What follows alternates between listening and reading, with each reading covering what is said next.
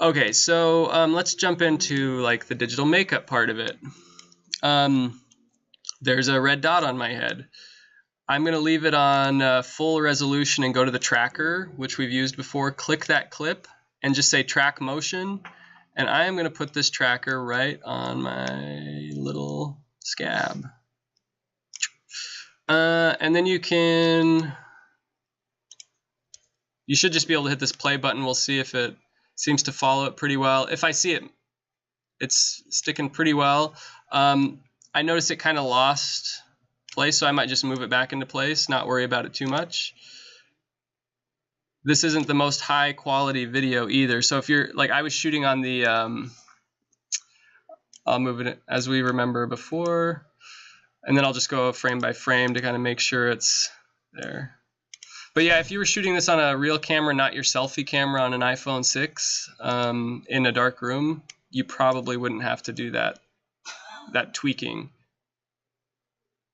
So, and I have done this effect on zits that aren't even that prominent. They're just like some red mark, like a little slightly red mark on somebody.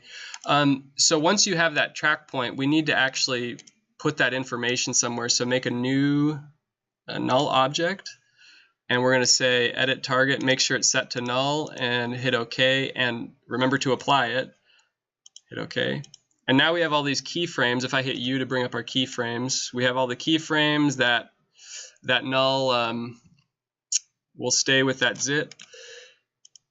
So the workflow I've used, some people just will like blur it, but what I do is I duplicate this layer of me looking awesome, and I'm going to freeze frame it.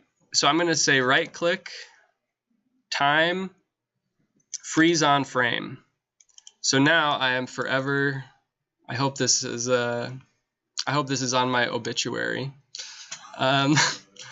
So anyways, but by doing that, it's a freeze frame and it's going to stay there, right?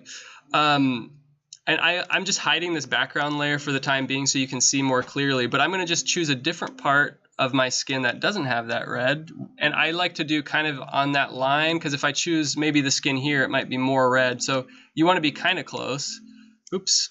Notice I didn't, that wasn't a mask. The layer wasn't selected. So make sure your layer is selected before you click and drag.